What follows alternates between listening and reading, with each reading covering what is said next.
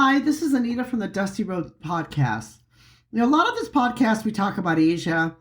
If you've been listening, you know that I've written a book called A Bus on a Dusty Road about life lessons living in Asia. Well, you can find that book now on Amazon, and we'll put a link in the description in case you'd like to read it, where it really tells a lot of great stories about Asia. If you're looking to travel to Asia, want to get a feel for that part of the world, want to understand more about the world, or just hear stories that you won't hear anywhere else, I hope that you'll take the opportunity to read the book. I really wrote the book because I felt like I needed to share some of these stories and experiences that I saw throughout my travels in Asia and the people I met along the way, and some of the great lessons that they taught me. One thing I didn't write in the book, but another place in the world that taught me some great lessons was Sweden. If you've been listening a bit, you may have realized that my mother was born and raised in Stockholm, Sweden. So Sweden was always very much a part of my life. It's very much a part of who I am. It's a part of my cultural identity. In fact, just recently, I got back my DNA from 23andMe. And on my DNA, they said that I was 70% Scandinavian. So even my DNA is very heavy Scandinavian, more than, I don't have any Asian in me, only Northern European. So I very much am a Scandinavian person who believes and maybe even lives and thinks a lot like a Scandinavian does. So that's why a country like Sweden has always been very important to me. And the one question I answered in a blog was about, what is it like to live in Sweden without knowing any Swedish? In other words, can you live in Sweden without knowing any Swedish? This is a really interesting question. Sweden is one of the European countries, like a lot of Europe now has changed. It used to be when I first went to Sweden that not that many people spoke English, less English was spoken there. But as Sweden has become more integrated into the world, there's been more Western music, Western television shows. More people there speak fluent English. In fact, in Sweden, it is estimated that 90% of all people there speak fluent English. What this means in practical terms, that if you stop someone on the street, 8 or 9 of every person you stopped would be able to answer you in fluent English. And of those that couldn't, they probably would understand enough Swedish to be able to help you anyways. So yes, you could probably live and work in Sweden without speaking fluent Swedish if you really wanted to, because of the fact that there would be so much English that is spoken there. When I go to Sweden and I meet with my friends there, we usually speak English because their English is much better than my Swedish. And that, on the flip side, it makes it harder to learn Swedish because everyone speaks such good English, so they'll just speak English to you. But on the other side, it also means that the Swedish language starts getting lost along the way because everyone is using English so much. That is why, speaking Swedish for me, if you're going to live there, is full integration into Sweden.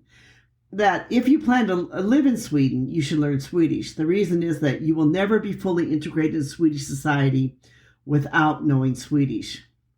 Even though many Swedes speak fluent English and they're able to communicate in English, and they may even see you struggle in Swedish, it will really help you to be able to be fully integrated into the Swedish society itself and into the Swedish culture.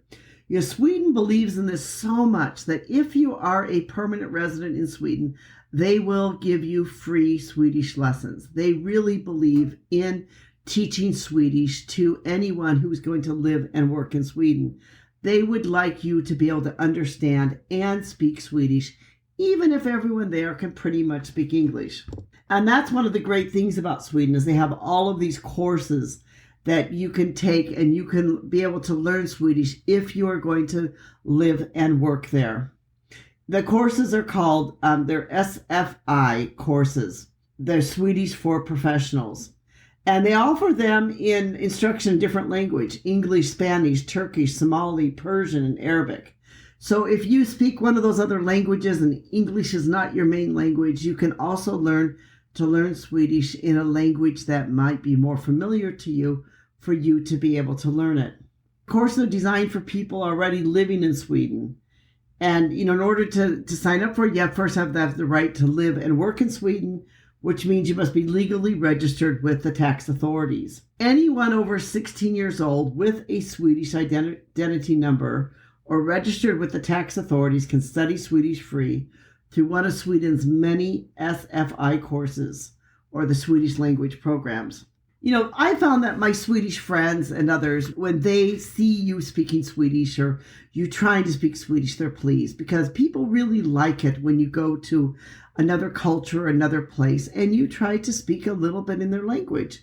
It makes them feel good. It will make your experience in Sweden richer if you can learn the Swedish language while you are living and working there. So even if a lot of people in Sweden speak English, and there's TV programs in English there. There's, the music's there. All your friends will speak English. All your friends can speak English fluently.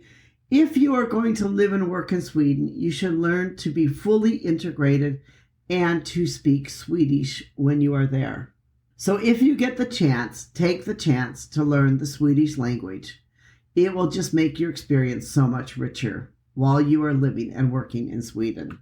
I'm a great believer in integrating yourself into cultures and trying to learn as much as you can while you're there, trying to, learn as much from the culture and from others. Some languages obviously are much more difficult than other languages. Some people have an easy time with languages. Some have a harder time. I understand all that. But even if you can just learn a few words, learn a few things, be able to understand some things, it will help you with your entire integration in life in a foreign country. If you'd like to be able to learn more about what it means to be an expat, what it means to live overseas, what it means to have a life overseas, I'd recommend that you check out our book, A Bus on a Dusty Road. I know I mentioned this at the beginning before, and I'm not just here just pushing my book. I guess I'm talking about it because I really feel it does offer some valuable insights and lessons into what life is like, specifically in a place like Asia. And it's all about living our life as a global citizen. That's all what this podcast is about. That's really what my blog is about. It's about living our life as a global citizen and building bridges of understanding between cultures and people. And I do hope that my book, A Bus on a Dusty Road, does that. I'd like to thank you so much for listening, for being part of our podcast. I want you to know that we appreciate you and thank you so much. And we hope that you will subscribe and tell others about it, that you'll join with us in living life as a global citizen. Thank you.